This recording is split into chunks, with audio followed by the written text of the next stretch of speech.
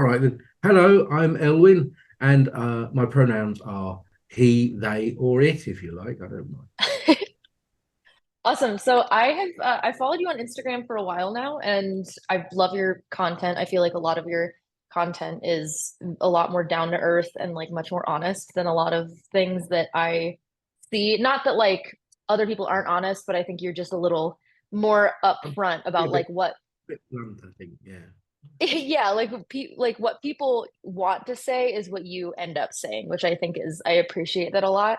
Um, and you give like very real, straightforward answers to beginners when I think a lot of the time beginners find themselves getting like the runaround.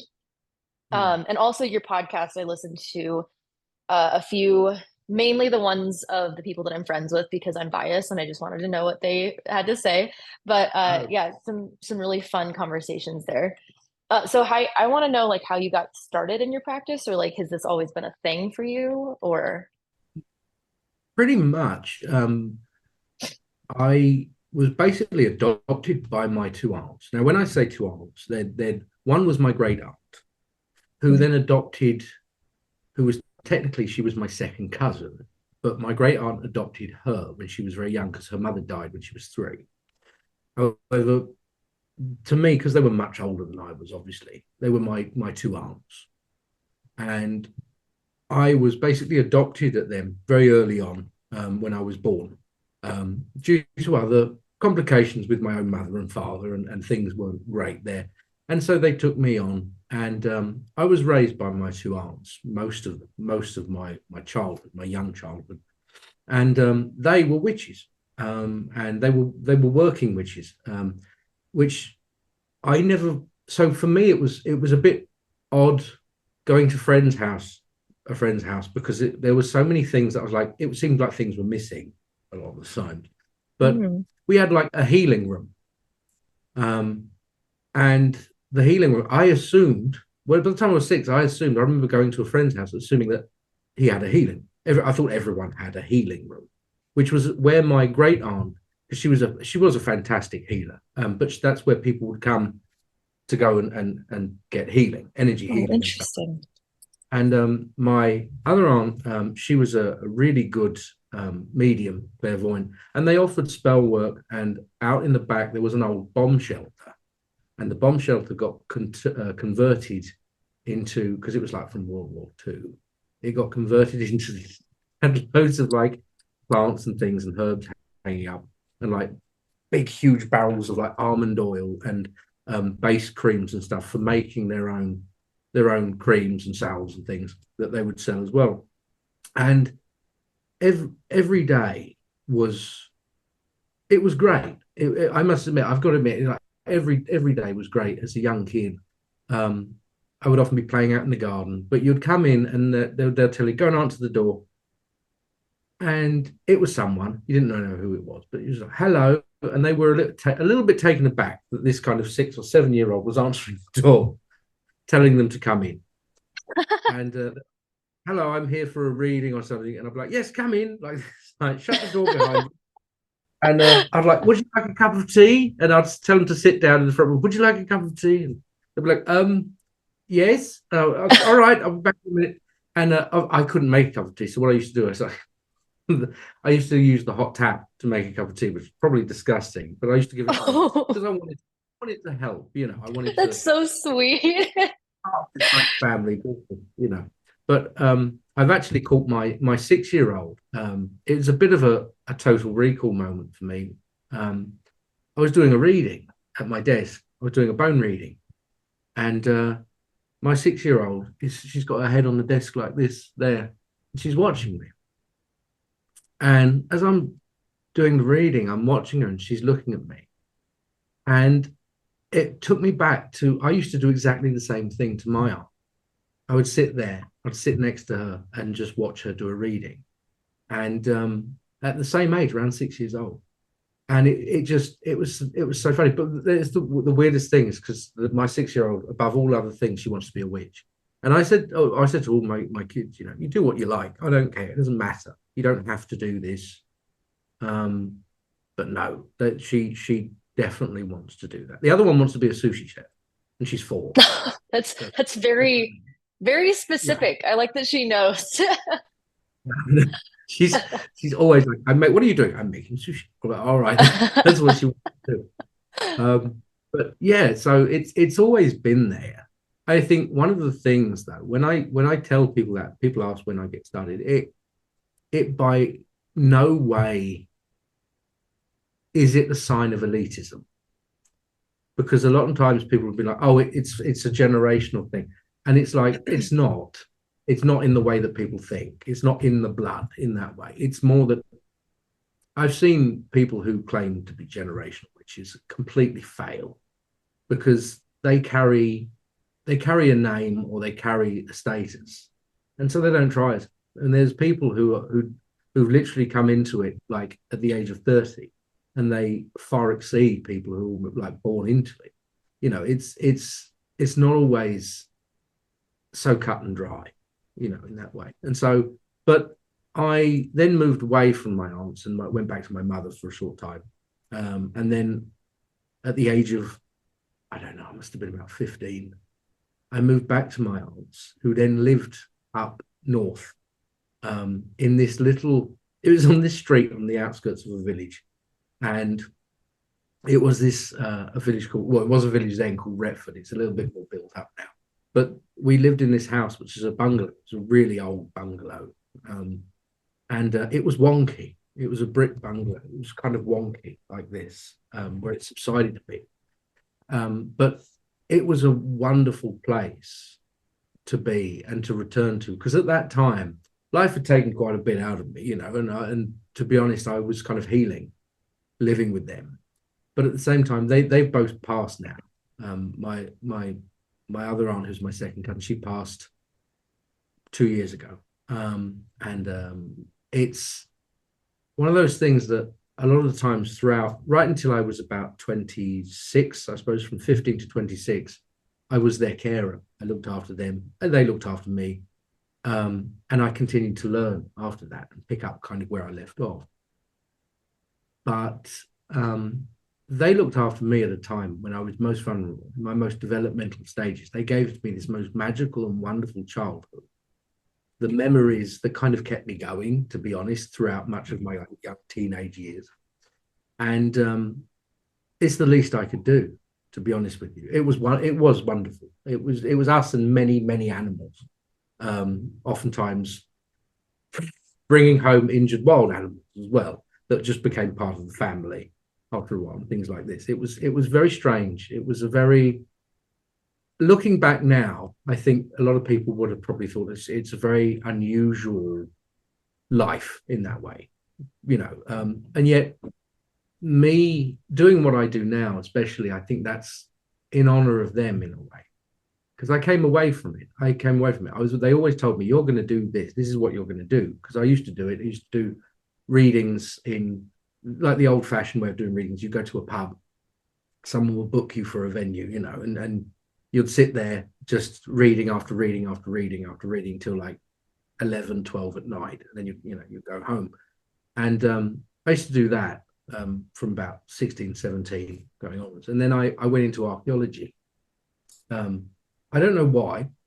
I just have a really fascination for history, to be honest with you. And so I went into archaeology. I loved archaeology, absolutely loved it. But once I met my wife, who's American, I moved to America. Couldn't really find much work in the way of archaeology. And then I just started to do readings again. And it'd been a few years since then. And I started to do readings, and I started to talk about the things that my aunts told me and taught me. And people really enjoyed it. People wanted to learn things, wanted to know things and stuff. And I was like, oh, that's great. That's fantastic. Maybe this is what, and then it came to that point where my aunt at the time said, see, I told you, I told you you'll do what we do. I was like, bollocks. So, but she was right, she was right. So that's basically how I came to be, really, in that way, and until where I am now. Sorry, that's quite a long-winded way of getting. No, that's a fantastic story as well. Like I like the whole encompassing instead of just kind of like I don't know. I think there's a lot of common pipelines, like myself, like I grew up in a Christian family and blah blah blah. Like it's just like the very common thing. So it's an interesting story because I feel like that's so different than a lot. And I like that you bring up there's two things that by the way, if I'm like looking down, it's because I'm like writing down something and I don't want to interrupt you. But the first thing that you said that you were like, oh, I thought everybody had a healing room. I have something similar that I realized like a few years ago in my adulthood that like or a few years ago, like years ago in my adulthood, that growing up, my family always had like this huge because my dad's Filipino, and so like we have this like those really big plastic tubs, like those moving tubs, or like the that you keep a bunch of things in, Yeah, and it was just full of rice, and so like that like because we ate so much rice, like lunch and dinners, it was always rice, and so it was just like full of rice, and I just assumed everybody had a rice bin, and yeah, so like when like that was a normal thing because even like all of my aunties like they all had rice bins, and so like my cousins on that side like they all had rice bins, and so I remember like going over to other people's houses and um they'd be like I don't know like there was a point that I'd stay for dinner or something and I'd be like you guys don't have a rice bin, like it didn't like make sense to me. I was like where's your rice bin? And so either that or like my first shock was when somebody I was living with somebody and he took it, I think it's like Ben's rice or something. It's like in a box. oh yeah, yeah, And I I had never seen that before. And he like took it out of the bag and just like boiled water on the top of the stove and like dropped it. And I was like, what's happening? It's like yeah, this huge shock to my system. But yeah, like the rice bin is kind of like what made me think of or what I was thinking of when you were talking about like I thought everybody had a healing room. I thought everybody had a rice bin. Uh, the other thing that you mentioned was like everybody or a lot of people think that it's like a generational thing or like it's like witch blood or whatever. And that's such discourse on the internet. Oh my God.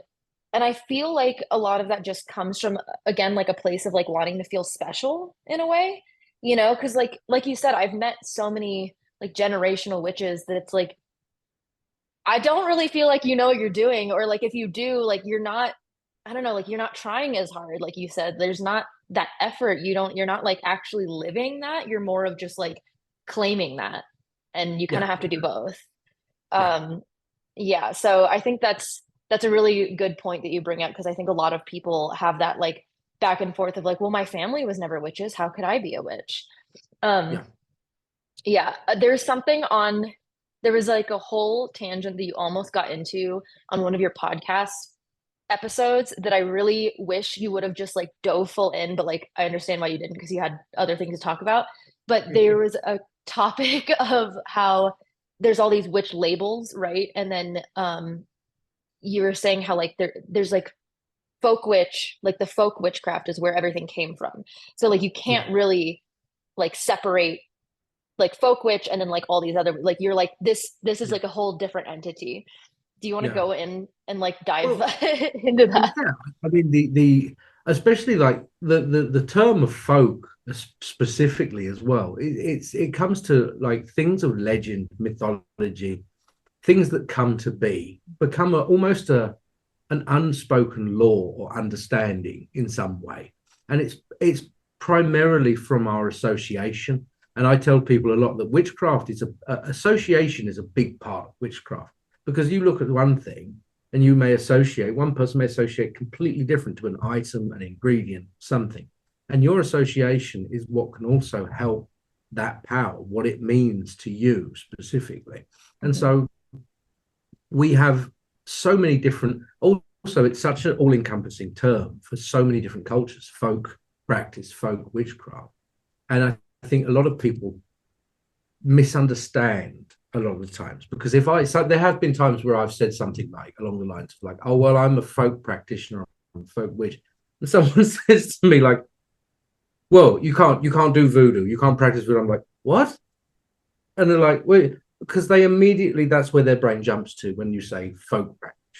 Mhm. And I'm like, but there's so many different kinds of folk, obviously, different kinds of folklore, and yet we have this thing well, I understand. I think when people come into witchcraft, I can understand why people want to have options and almost a label in some ways, you know.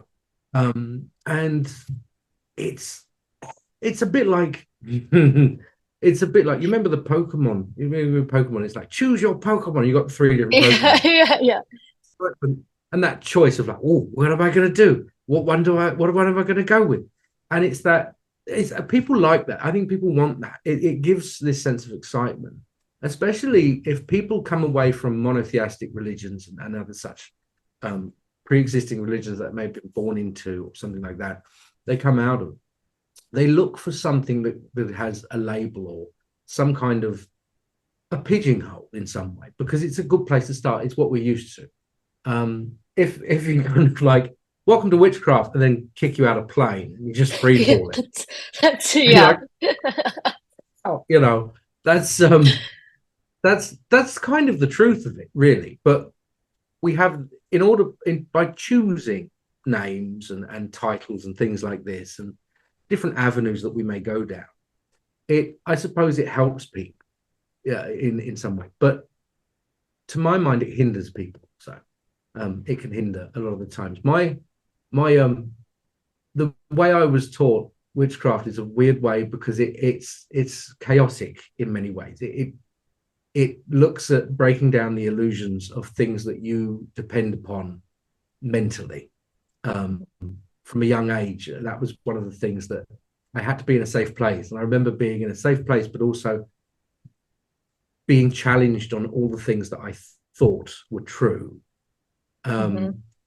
Until eventually I understood that nothing is true, that truth is only really relevant in the now, right now. It won't be true in 10 years' time, and it's not true 10 years ago. It's changing because we're changing, and everything's changing, everything moves. And the one thing that human beings don't like is change. And so the need to resist change, we have to kind of let go of, and we have to accept things. And I think that's one of those things where accepting things feels a lot like giving in a lot of the times, whereas that it's a similar thing in the way of discipline as well. I use the word discipline, and I use it very carefully because people don't like it. Oftentimes we get punished from a young age. We're punished, and it's called discipline. But that's not really discipline. What we're really being is punished. But our parents, even our teachers, don't want to say that we're being punished. It's too real for them. So they say, well, you're being disciplined, And so we grow up with this idea that discipline is boring and it's awful and it's a punishment. Where in truth, discipline in witchcraft, in our own craft, in our own spiritual practices, can be really beneficial.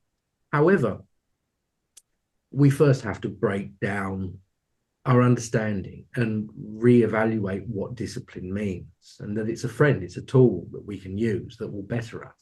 And so I think that's always going to be one of those things that's very difficult, because ultimately we're breaking down much of what we're raised to believe, to think, even from a young age, just because even by parents, they are raising us the way that they were raised because it worked for them.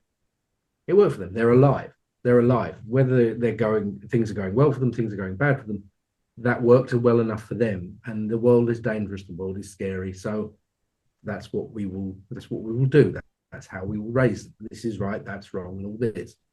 And then it gets to that point when we're old enough and we start to realize we're now punishing ourselves. We're disciplining ourselves. We're kind of cutting things out of our life. And that comes from that same avenue of thought where we prescribe ourselves labels, pigeonholes of things to make it feel like we're in control, that everything that is happening and everything that we're choosing is for our own good. Me, I'm very much like, no, fuck it, just do what you like. Can I swear? Sorry. Oh yeah, absolutely. Okay. So yeah, and so a lot of the times, like when people like, it's really dangerous to do this. Don't try this magic. Don't do. I'm like, do what you want. You're a grown up. Do what you want.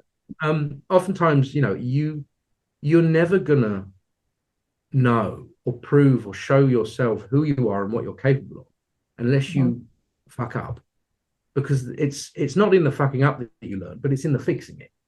And I think that's one of the things nowadays that what you said earlier about me, I said this to my wife um, a while back. I said, "Am I problematic?" She was like, "No, no, you're not."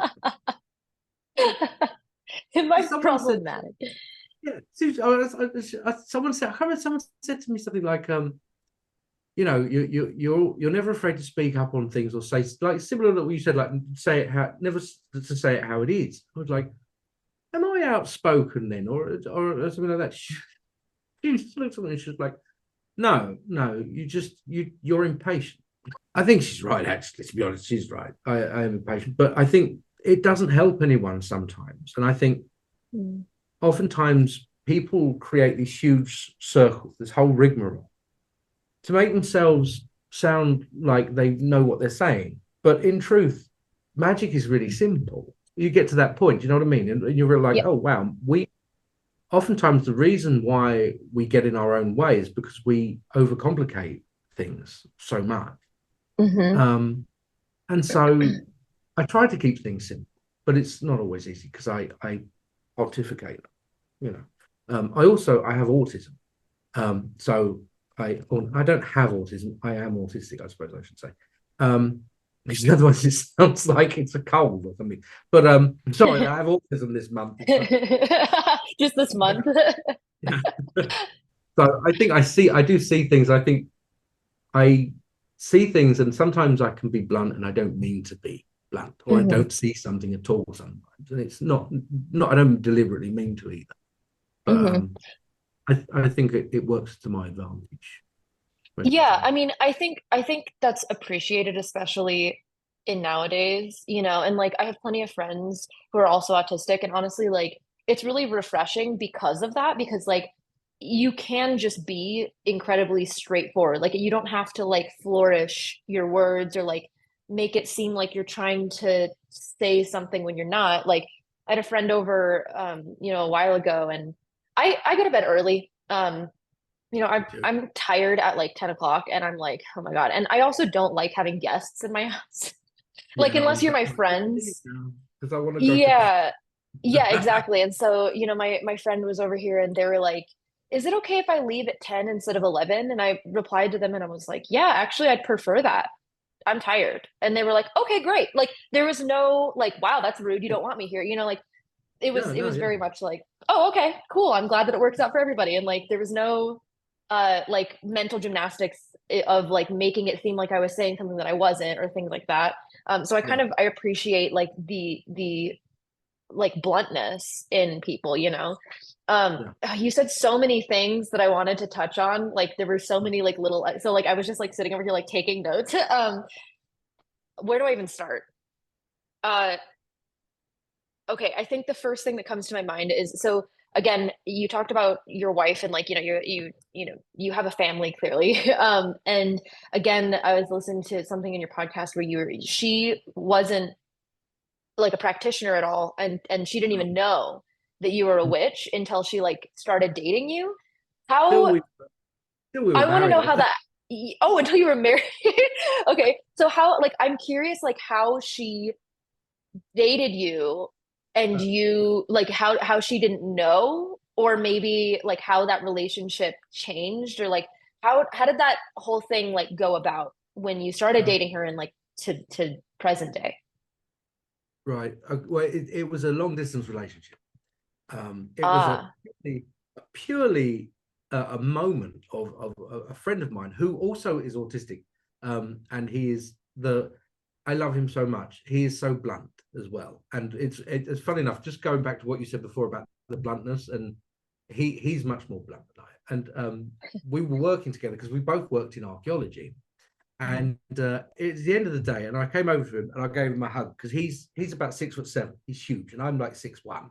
So it's very rarely that someone can just like so I hugged him like this, and he kind of patted me on the back because I was having a hard day. It was a long day, And this other guy who we didn't really know very well, called I think his name was Ben. Ben goes, "Hey, don't I get one?" And my friend goes, "No." He goes, "Well, why not?" He went, "Because I don't like you, bro." And he just that was the end of the conversation. He was just like, and everyone looked really awkward. And I could not stop laughing.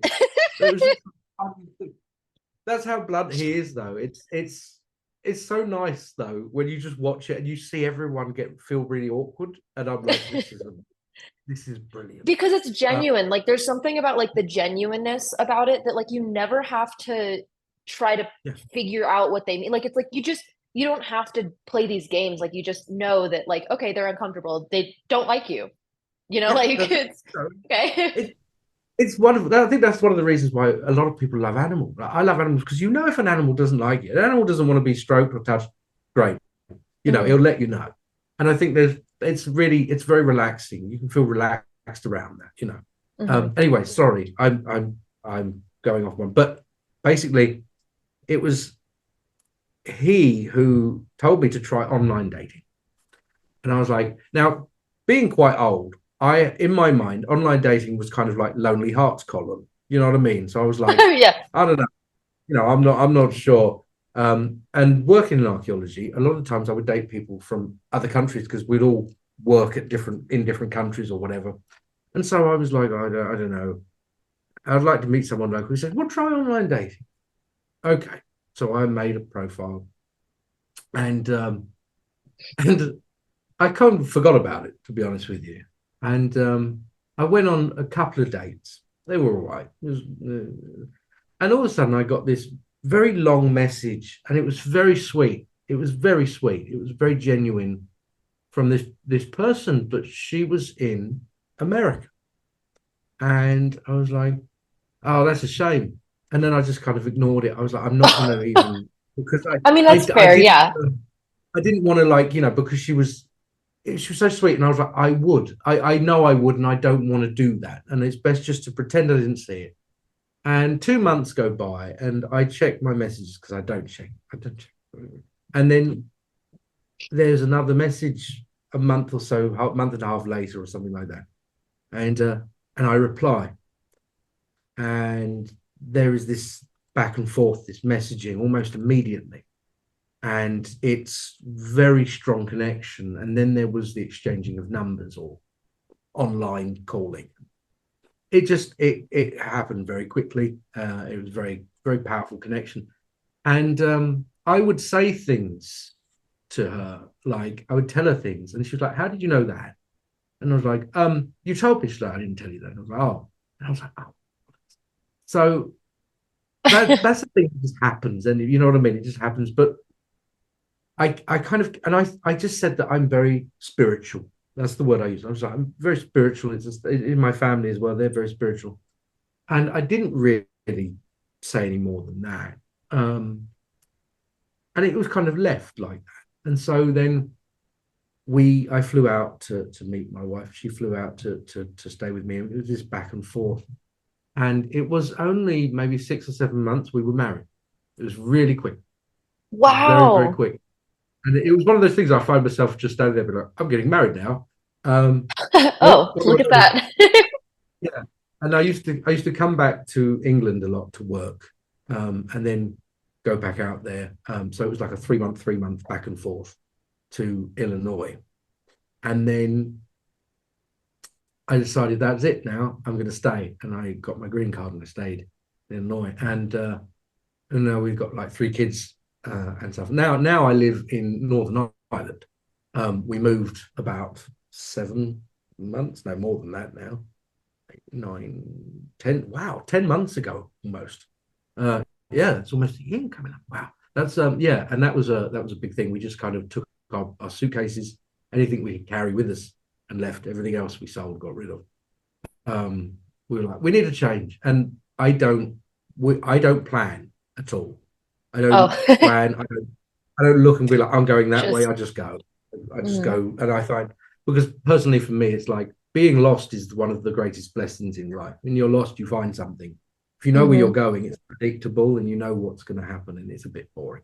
And so we find ourselves here now, 7 years. Yes, 7 years. We just had our 7 year anniversary. 7 years later, Oh, wow, and congratulations.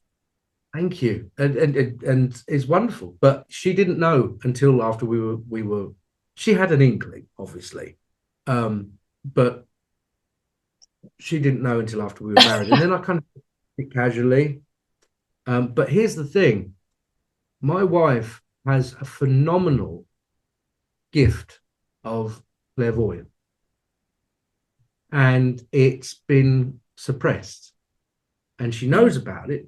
And when my aunt met my wife, who's basically like my mum, my aunt, actually, um, she told me, she's like, she's got clairvoyant abilities. And I was like, I know. And she's like, how do you know? And because the house that my wife was living in was haunted, like very haunted. Um, well, I remember staying there, and you know those, you get those tubs, those big tubs of Tide or whatever they are, washing powder, mm-hmm. um, washing liquid, and they're kind of, you put them up, they got the tap on. I remember this was fairly early on. We hadn't been married at this point, but I was there, and we were engaged and stuff, and this big thing was I put it on the washing machine, on top of the washing machine, and I came back downstairs. And later on that night, we're in bed, and in the hallway at the top of the stairs where the laundry room is, the whole full thing just flew across, hit the wall. Heavy thing, like it just flew across, hit the wall. I was on Mm. a video call with her, and it was fairly late, and we've been talking for maybe 2 hours, obviously as we do, being long distance. And she was kind of laying on her front talking to me. She was laying on the bed kind of talking to me, and I was sitting up in my bed because it was time for me to go to bed at that point, obviously because the time difference. And I look, and then behind her there's the outline of a person, very clear outline of a person, like very dark, like they're cloaked, they're covered, and it's behind a chair that was in the corner of the room. And I know that I said, there's someone behind you. I said, no, I don't want you to freak out. Anyways, it was there for a while, and she's like, what are you talking about? And when you get freaked out, you don't want to look. So she's kind of being like, don't be silly, and just like pretending to look but not looking behind her, and being like, no, there isn't. I said, look at the phone. And so she gets up and she turns around. As she turns around, when I see it on the camera, it's gone. And it's behind a chair in the corner of the room. Now, there are many other things that happen, like my stepdaughter, who was 6 years old when me and my wife first met. Her room was at the front of the house, top. It was one of those, what do they call that? Estate. It's not estate homes. What's it Oh, called? a townhome? That's it. And so we'll pull up in the car, and there's a man standing in the bedroom window, and the lights on. And basically, it went on like this for a while until I remember she called me. No good calling me, really, to be honest, because I'm thousands of miles away. But she called me, and she was quite upset. She said, like, there's like 15, 20 people outside. I was like, what do you mean? And the garden space is kind of shared. She went downstairs into the basement that went out to the garden with a sliding door. And she said, I let the dog out, and there's like silhouettes of like 15 to 20 people. They're all different sizes, children, people, and they're all just standing at the tree line, which is probably about 30 feet away, just staring at them. She says, I'm terrified. I don't know what to do. I want to call the police, but I know that they're not there in that way. And anyways, one of the things that last time I was out there, before that, I said to her was, do you think, because I tried to get rid of them, and the first thing was no, because a lot of the times when I walked into a room, everything would stop. There would any activity, anything that would happen would just stop. And so I was this feeling almost like I can't get rid of this. I can't, there's nothing I can do. And so I said, have you ever looked up this house or this because it was on a bit of a ridge, because obviously Illinois is quite flat, but it overlooked a fair bit of fields and kind of prairie fields. Well, it turns out that line of houses in the 1980s when it was built, they were digging there. They found evidence to support a native burial ground. However, the artifacts in question mysteriously went missing. And so therefore they continued and built on it anyway. After finding this out, I was like, there's nothing we can do. You can't take something out of the land that belongs to the land. So we're going to move. And that's what we did. We just moved to the other side of town, basically. But yeah, so that was that's when a lot of like this haunted house thing came in. And then I kind of stepped in, was like, oh yeah, well, this is okay because I'm a witch. And so therefore I can help. It kind of worked like that. Okay. So like so I mean, it like organically came, and she saw inkling, she understood, but there was like, it was kind of like an unspoken thing between you two up until then. Yeah, it was definitely she was raised kind of religious, go to church on Sunday, sort of, I think, but very young that stopped really. I think that was, one of those things. As she got older, she was like, that's not doing that. And so that's I think, because I was a bit worried at first, because obviously a lot of people and a lot of people's family usually come from Christian backgrounds or Catholic backgrounds. Yeah. And so that's one of the things I always was worried about dating someone, to be honest with you. Oh no, it's like you're gonna have to have the talk. And yeah, that's exactly what it is. I think I dated somebody who grew up in an evangelical cult. So that was an interesting time when they brought me home and was like, this is my pole dancing witch girlfriend. And I was like, hello. And they were like, what? So yeah, a lot of it was just like, we'll just not talk about it. Okay. Yeah. So does she practice now, or does she just kind of like let you do your thing and is like, No, she's a huge part of the business as well. She is a huge okay. She does all the editing, and okay, yeah. a lot of ideas. She's like, what do you think about doing this for a video or for some content? I'm like, that's a great idea. And she's like, do something. She'd literally go like, for like the patron thing, she'd be like, you got to come up with 4 subjects that you could do a thing about. All right, go do it. Like, okay then. Oh, she's okay. So she's Miss Manager. Oh, she's basically like, yeah, she's my boss basically. That's awesome. There'll be none of me or this if it wasn't for her, because I am not the most ambitious person, to be honest with you, and that's not a bad thing. I never say that's a bad thing. I think that ambition can kind of blindside you sometimes. You know what I mean? So I've always been open to whatever I'm going to do, whatever's coming. But she gives me the drive, and I really appreciate that, because if it wasn't for her, I think I would. Same with, as we was talking about, I'm not very technically minded when it comes to computers and things, whereas she's much better. So, but that's a good balance. Does self as well. Gotcha. Our practice is different, but at the same time, I've given her space. I never, she wouldn't let me, and I wouldn't want to teach her my practice, if you know what I mean. I've really she's watched me and watched what I do, and basically made something of her own that serves her, which is fantastic. That's how I feel like it usually should go. Like, I don't think I've ever met one person that has copied another person's practice and like saw the most benefit out of it. It's like the second they change it into morphing it into something that works best for them, that's where like that huge growth goes. Yeah. So I think a baseline is a good place to start, but trying to copy every little thing.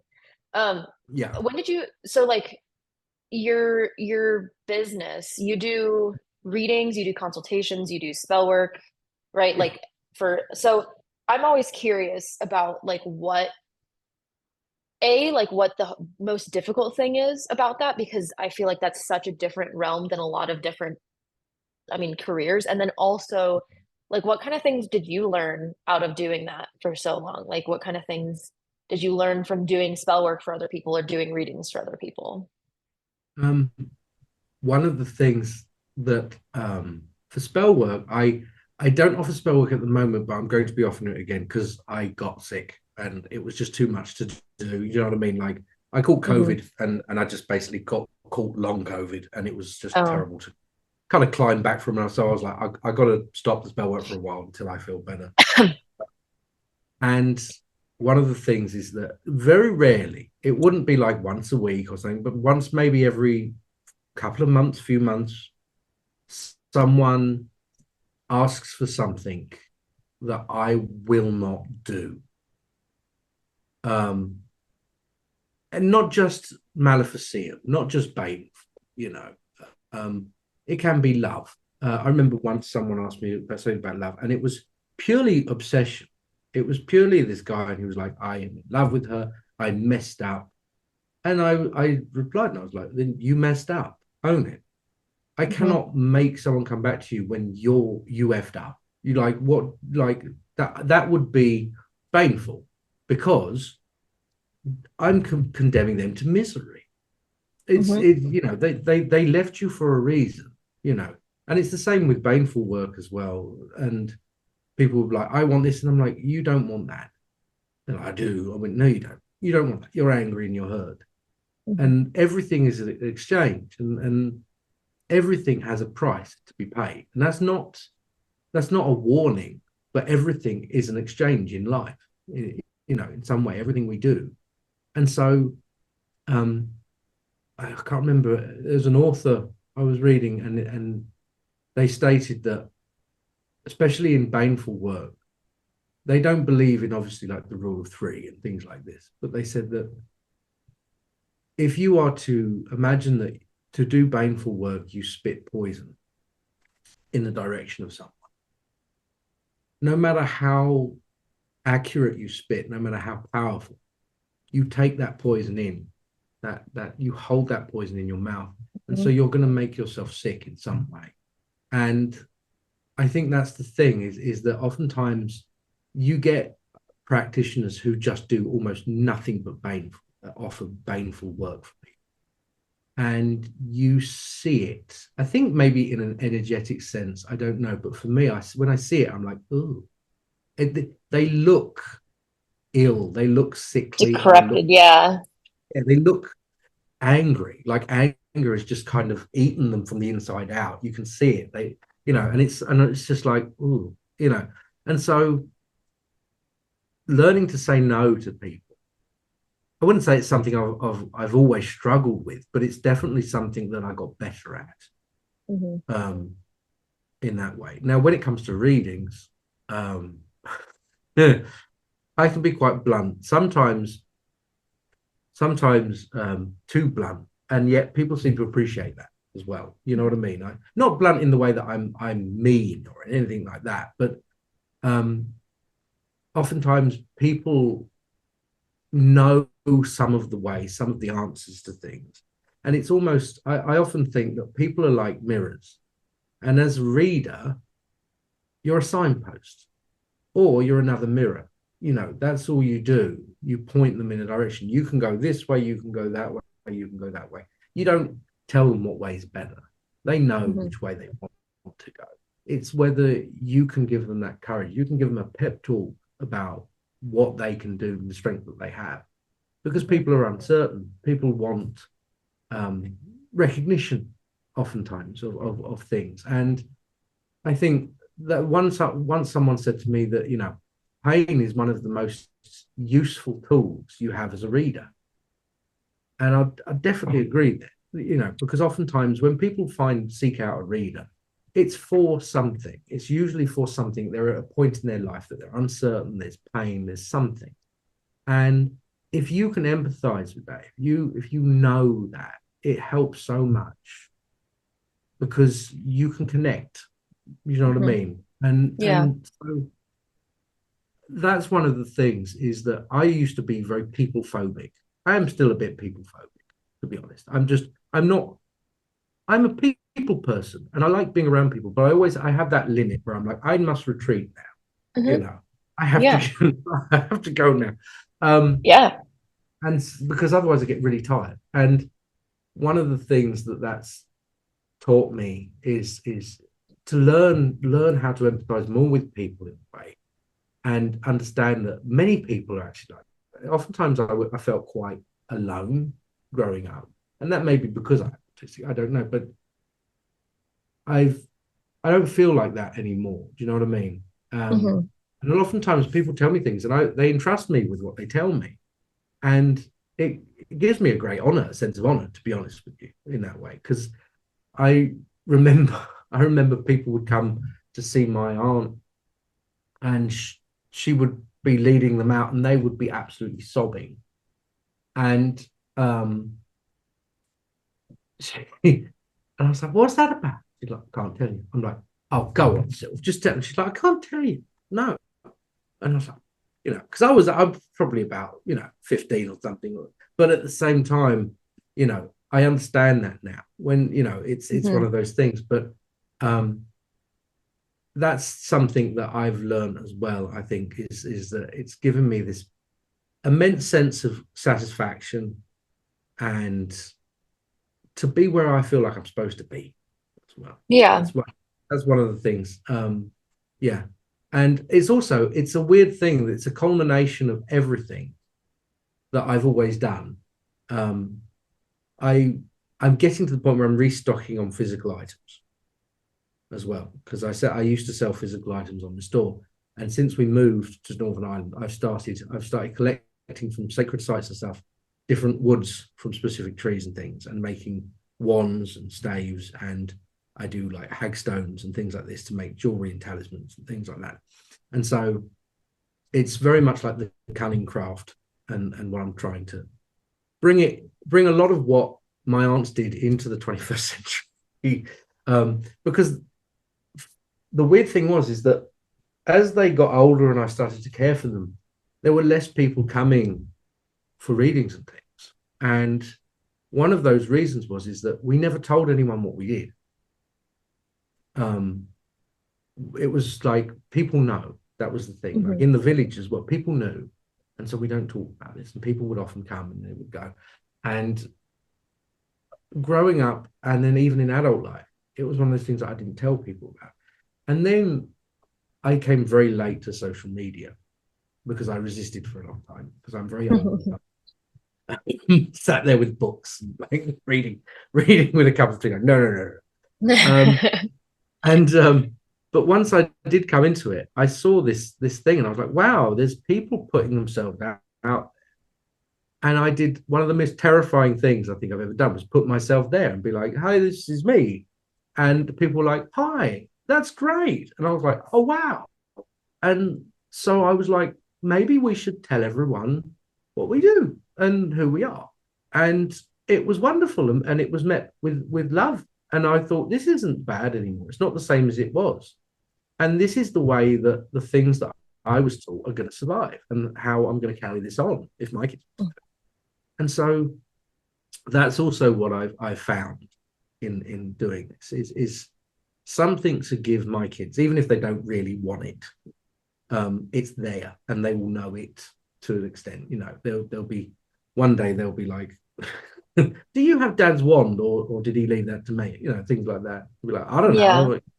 It'd be quite funny, and lots of old books and things and stuff that I was writing in for different things, and they'll reminisce over it when I'm old and I'm gone, and that I think that would be quite nice as well, because I'll give them the memories that I had growing up, and they Hmm. were those where I felt really safe, and it was wonderful. It's funny enough is that people often, when I tell them about my two aunts, they say that sounds a lot like in uh, Practical Magic. And the funny thing is, it was because not to be honest, not like dancing around and drinking tequila, but there were times where all of a sudden it would just be like, "Good morning," and there was a bowl of ice cream, and that was breakfast. So I'd have a bowl of raspberry ripple ice cream, because it was just these two women. They basically just this is what they did. They didn't care about anyone else.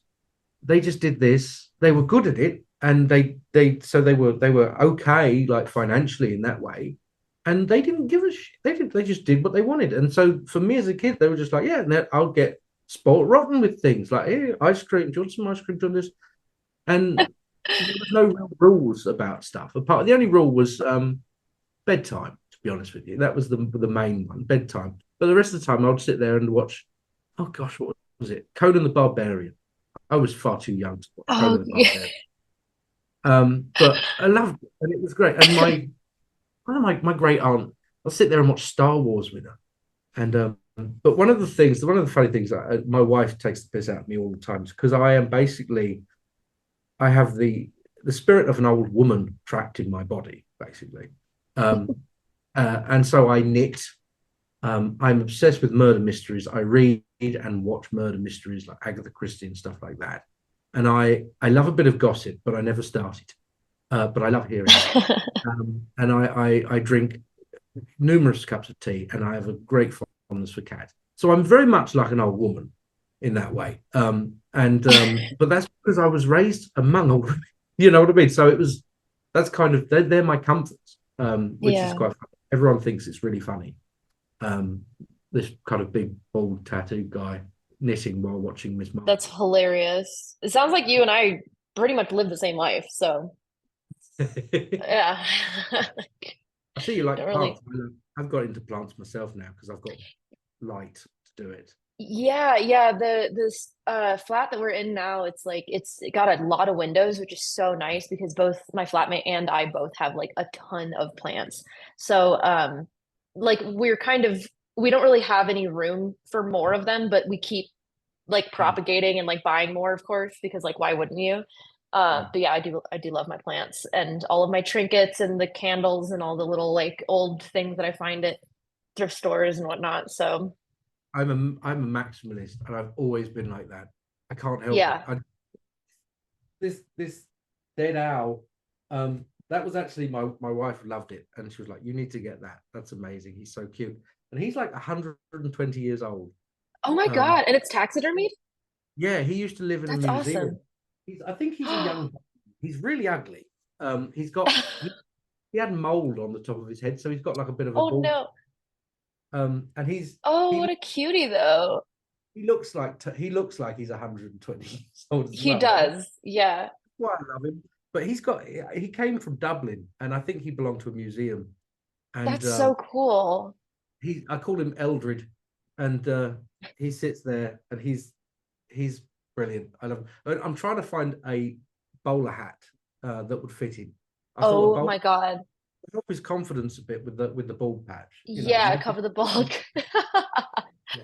It's I just am such yeah. I love like taxidermy, but I also really love like museum curations. So like that's just like two things in one that I would just absolutely die for. Um yeah, Yeah. I used to do my own taxidermy when I had like the space to do it because it's kind of like a bigger task to be able to like skin an animal and get rid of like the insides and everything. So I don't really have the means to do that in an apartment complex. I feel like they'd probably hate me if I did that. So Really weird thing. I've said this. It's one of these. This is one of these things that I wonder if it's an inside thought. Right. Mm. I probably shouldn't say it now, but I always thought that one day what would be really cool is if I could leave the end of my right index finger, that bone at the top, Mhm. so that it could be set into a wand and given to one of my children. I thought, what a cool thing that you can No, have that'd it be cool. set into the end of a wand, so then as when they're using it, it's also my finger that guides and does it with them. I Oh just my thought that, God. but No, people that's a fantastic idea. sometimes I tell people they look at me like, like, I know. I often say like I'm a normal person with normal thoughts, or like sometimes I'll be like that was an inside thought, like of like, but now it's an outside thought, and I don't know what people are gonna do with that, you know? yeah. Um, yeah, that totally makes sense. So we're gonna wrap up here. I'm gonna ask you one more question before I take you over to Patreon so that I can have you answer their questions. What kind of advice would you give to somebody just in general walking this path? Like that it can be a beginner, it can be a quote, like whatever kind of advice that you feel like would be the most helpful for anybody walking the folk magic craft. I would say you will never graduate. It's not something you're ever going to graduate. You will always be a student. There's no race in this. Um, there is a time and a place for everything that you're going to learn. And sometimes you will try to fit things into times where you're not supposed to learn it. Patience is a really difficult part of witchcraft, but it's it's rewarding. Yeah. Hmm. Yeah, I think a lot of what you said makes me think of this quote that I found, I don't know where, but it's saying like being right has no correlation with being intelligent. And those Mm. two things I think have a lot to do, especially in the internet world of witchcraft, of like people are always right about things or like I found this book, blah blah blah blah. But it's like just because you're right or you have like the facts doesn't always equate to you having intelligence. Those are two different things. Yeah. Yes. So thank you for letting me pick your brain a little bit, and I'm gonna take you over to Patreon.